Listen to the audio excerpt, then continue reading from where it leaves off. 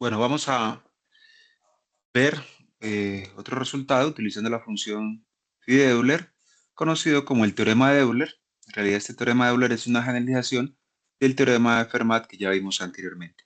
Para hacer eso, primero necesitamos estudiar cómo se comportan los enteros primos relativos menores que n, ¿cierto? Entonces vamos a considerar sea A un entero primo relativo con n, ¿de acuerdo? Si a sub 1 hasta sub 2 hasta sub phi de n son los enteros menores que n y primos con n, observen que aquí lo que estamos haciendo es enumerar esos enteros, ¿cierto? Los que son menores que n y son primos relativos con n, o sea, estos son los enteros que nosotros encontramos cuando calculamos la función phi de n, el valor de phi de n. Entonces, al multiplicar estos enteros todos por a, obtenemos de nuevo o nuevamente los enteros a sub 1, a sub 2, hasta a sub phi de n en algún orden. O sea, terminan siendo congruentes módulo n a esos mismos enteros. ¿Ok? Eh, ¿Esto por qué pasa? Porque si, dado que tenemos que el máximo común divisor, tenemos primero que probar. Bueno, primero recordemos que el máximo común divisor entre a y n es 1. O sea que a es primo relativo con n. ¿Cierto? Además, estos enteros, a sub 1, a sub 2, a sub phi de n, son incongruentes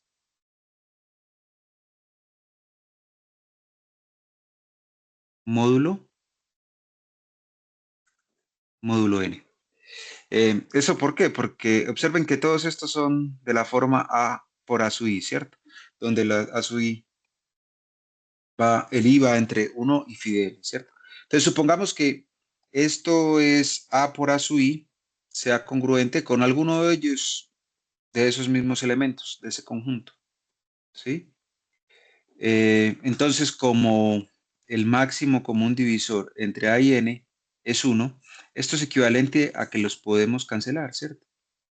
Podemos cancelar ese A que está multiplicando a ambos lados, ¿sí? O sea, podemos utilizar la propiedad cancelativa ahí, ¿de acuerdo? O dicho de otra manera, como A y N son primos relativos, entonces A tiene un inverso multiplicativo módulo N, entonces podemos multiplicar por ese inverso multiplicativo a izquierda y a derecha y entonces el A se va a cancelar. Eso quiere decir entonces que A sub I por A sub I es congruente con A sub j, lo cual pues es una contradicción porque estamos suponiendo que todos estos que están aquí, estos que están definidos, dándose aquí en la hipótesis, son precisamente los enteros módulo n y que son primos relativos con n. Claramente, todos los enteros son incongruentes entre ellos módulo n.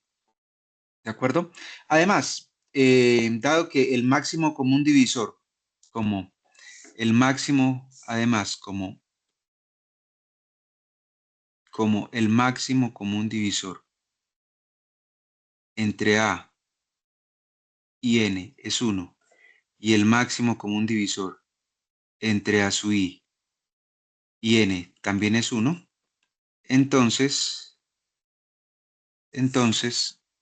mm, el máximo común divisor entre a por a sub i y n también es 1, ¿cierto? Porque no se introduce ningún factor diferente a los divisores de a y a los divisores de a sub i, que ya son primordiales con n. Entonces, bueno, lo que tenemos es que todos estos enteros que están aquí, en este conjunto, entonces terminan siendo incongruentes entre ellos y primos relativos con n. Entonces, de alguna manera, todos esos enteros tienen que ser justamente estos mismos enteros, pero no iguales, simplemente pues, tienen que ser congruentes módulo n con esos enteros. ¿De acuerdo? Sí, porque pues nosotros sabemos por qué podemos afirmar eso, porque mm, a por a sub i debe dejar un residuo cuando lo dividimos por R, ¿cierto? Por N, perdón. Entonces debe dejar un residuo R entre 0 y N menos 1. Entre 0 y menor que N, ¿cierto? Menor que N en general, ¿cierto? Entonces este A por A sub I debe dejar residuo R, ¿sí o no? Y ese A por A sub I entonces debe ser congruente con R módulo N, ¿de acuerdo? Como A por A sub I ya sabemos que es primo relativo con N, ¿cierto? Por esta afirmación, ese A por A sub I entonces debe ser congruente con alguno de estos que miren que son, estamos diciendo que son menores que N, ¿cierto? Y aquí estamos diciendo que esto es menor que N, ¿de acuerdo? Ese R es menor que N. Entonces, de alguna manera, terminan siendo congruentes módulo N con alguno de los elementos que están en el conjunto que sirve para calcular phi de N. Bueno, entonces, con ese lema podemos demostrar el teorema de Euler. ¿Por qué? ¿Qué nos dice el teorema de Euler? Que A la phi de N, cuando el máximo común divisor entre A y N es 1, cuando A es primo relativo con N, A la phi de N es congruente con 1 módulo N. ¿De acuerdo? ¿Y en qué consiste eso? Pues nosotros acabamos de demostrar que A por A sub 1, acabamos pues, de demostrar que estos enteros, A por A sub 2, en algún orden son congruentes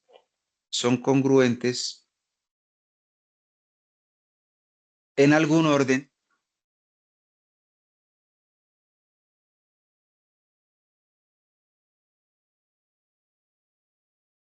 con estos enteros de acá, ¿cierto? Que habíamos visto en el enunciado del teorema anterior, que estos son los enteros que son menores que n y primos relativos con n, o sea, los que utilizamos para calcular phi de n. Entonces, en algún orden terminan siendo congruentes, eso quiere decir que si multiplicamos todos estos enteros a un lado, los de este lado izquierdo, tienen que ser congruentes al producto, ese producto tiene que ser congruente al producto de todos estos, la multiplicación de todos estos al lado derecho, módulo n, ¿de acuerdo?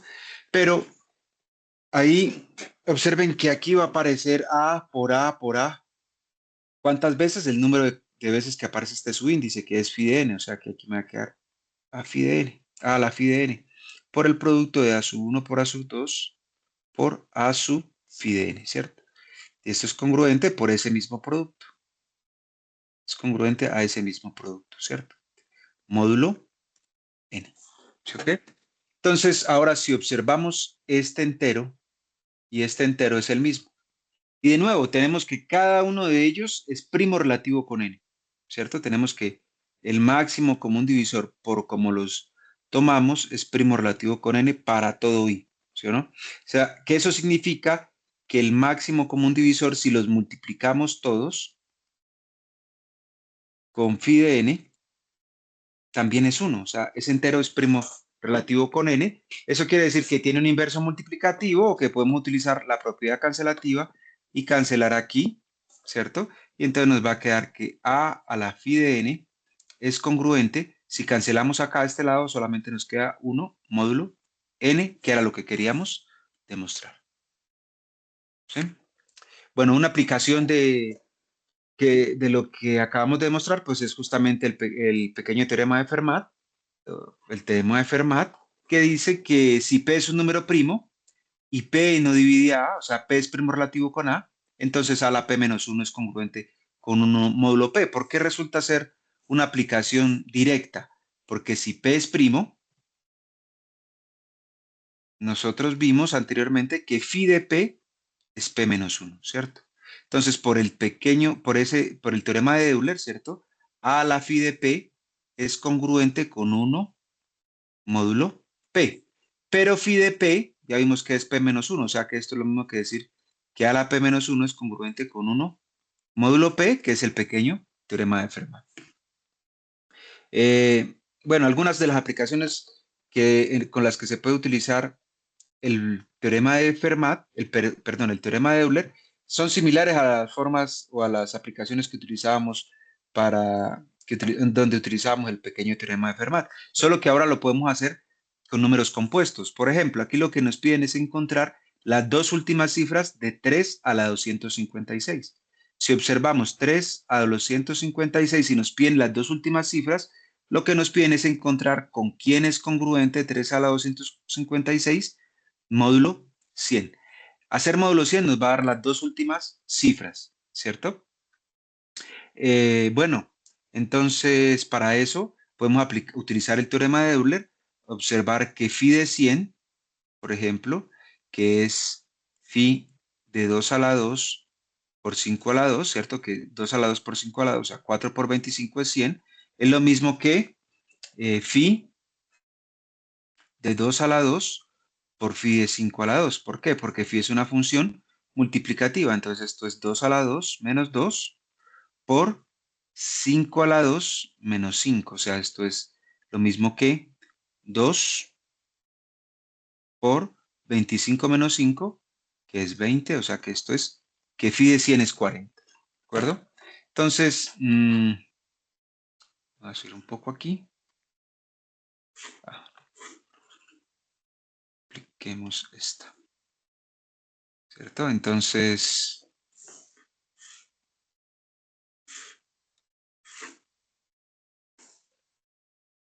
bueno, con eso en mente,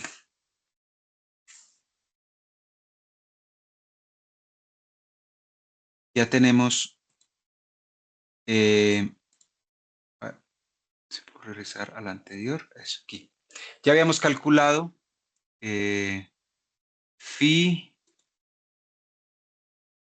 ya habíamos calculado phi de 100, ¿cierto? Y teníamos 3 a la 256, que es lo que queremos calcular.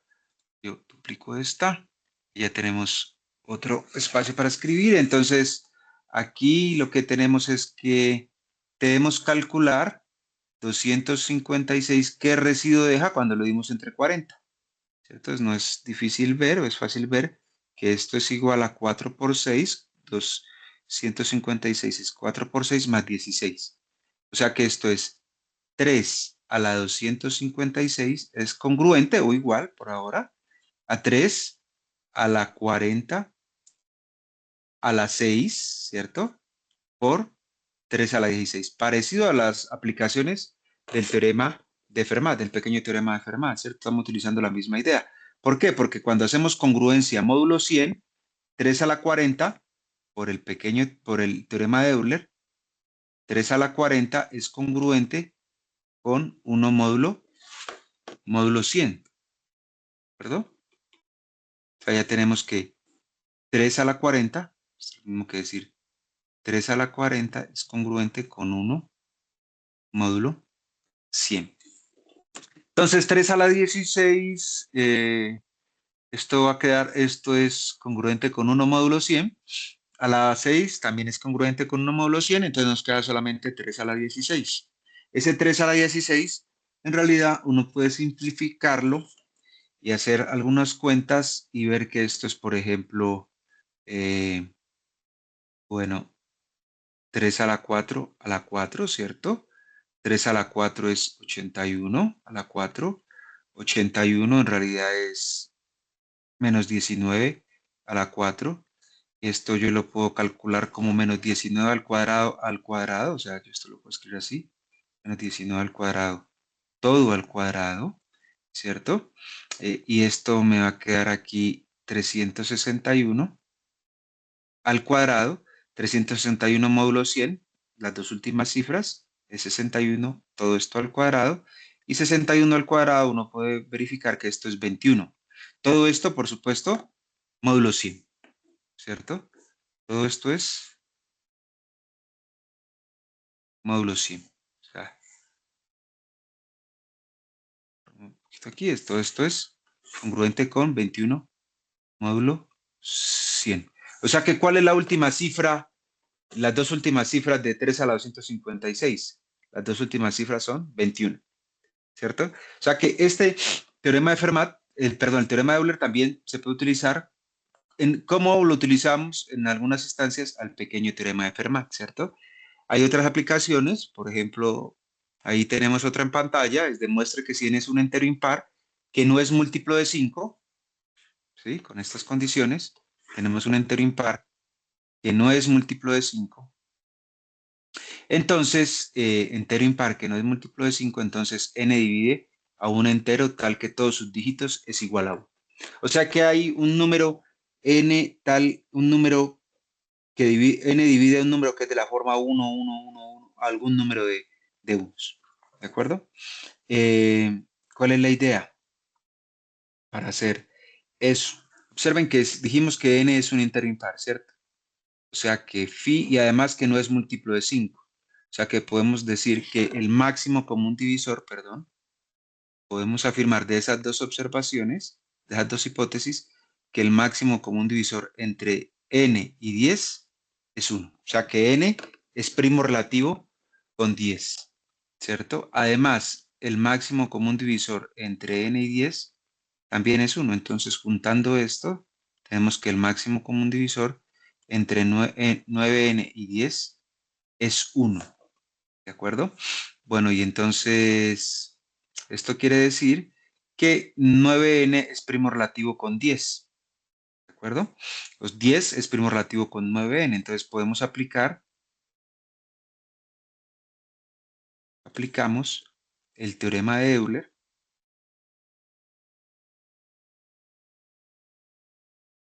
para hacer lo siguiente. 10 a la phi de 9n es congruente con 1 módulo 9n, ¿cierto? Eso dice el teorema de Euler. Miren que no sabemos cuánto es phi de 9n, phi de 9 por n, tampoco sabemos cuánto en realidad es 9 por n, el n es el número dado, ¿cierto? Pero podemos utilizar esto. Esto pasado a términos de divisibilidad, lo que quiere decir es que existe k en los enteros, ¿cierto? Tal que, bueno, positivos, tal que 10 a la phi de 9n menos 1 es igual a 9n por sk, ¿cierto?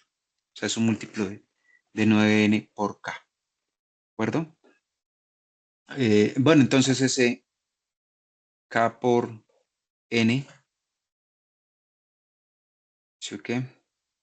Lo podemos dividir así, como 10 a la phi de 9 por n menos 1 sobre 9. Este entero en realidad es una potencia de 10 menos 1 sobre 9. O sea, este entero que está arriba es una cadena de 9, 9, 9, 9. Observen que cuando yo hago siempre 10 a una potencia y le resto 1, lo que obtenemos siempre es una cadena de 9. ¿Sí? Esto es 9, 9, 9 y así sucesivamente, ¿cierto? O sea que esto va a ser una cadena de 9 y todo cuando lo dividimos entre 9, entonces aquí lo que me va a quedar es una cadena de unos, ¿de acuerdo? ¿Cuántos unos? Tantos como el exponente que hay acá, ¿cierto? Observen que aquí, ¿cuántos 9 nos quedaban? Tantos como el exponente que teníamos aquí, ¿no? Uno, un 9, dos, dos nueves, tres, tres nueves, así sucesivamente. O sea que aquí, en realidad, el número de unos que va a aparecer en esta expresión, el número de unos que va a aparecer ahí, va a depender de cuánto sea phi de 9 por n, ¿de acuerdo? Sobre n. O sea que n, bueno, eso era 9 sobre 1, que va a quedar 1, 1, 1. Tantos como este phi de 9 por n. ¿Listo? Eso quiere decir que n divide a este número. Es decir, n divide a 1, 1, 1. ¿Cuántas veces dijimos? Phi de 9 por n veces apareciendo ese 1. ¿De acuerdo? Bueno, eso entonces establece, si utilizamos esa misma idea, podemos demostrar en realidad que 7 divide a 1 por 1 por 1 por 1, perdón, a 1, 1, 1, 1, 1, 1. ¿Cuántas veces el 1? 1, 2, 3, 4, 5, 6 unos. ¿De acuerdo? ¿Y eso por qué pasa? De nuevo aplicamos la misma idea, ¿no? Nosotros hemos demostrado que 10 a la phi, el 9 lo voy a reemplazar entonces por 7, ¿cierto? Es congruente con 1 módulo 9 por 7. ¿cierto? Eh, y de ahí vamos a sacar la expresión que nos va a dar. O sea, aquí lo que tenemos es que 10 a la 60 a la phi de 63 es congruente con 1 módulo 63, ¿cierto? Sin embargo, podemos calcular cuánto es phi de 63 utilizando su factorización prima, ¿cierto? O sea, phi de 9 por phi de 7, o sea que esto es 3 a la 2 menos 3 por phi de 7, que es 6, ¿no? Porque es un número primo. 3 a la 2 menos 3 es 9, menos 3 es 6. O sea que esto me va a dar 36. O sea que esto es 10 a la 36 menos 1, menos 1 es igual a ujú, módulo 63, ¿cierto? Igual a 63 por K, ¿cierto? Y entonces de aquí puedo sacar el 7, ¿sí o no? Que habíamos dicho, o sea que 7 divide. Ah, bueno, de aquí podemos sacar el 9, o sea que esto es 7K. Voy a escribirlo de esta manera. Escribámoslo, organicémoslo. Esto es 10 a la 36 menos 1 sobre 9. Ya sabemos que esto es una cadena de unos igual a igual a 7 por K. Es decir, que 7 divide a 10 a la 36 menos 1 sobre 9, o sea, 1, 1, 1. ¿Cuántas veces? 36 veces, que era lo que queríamos demostrar.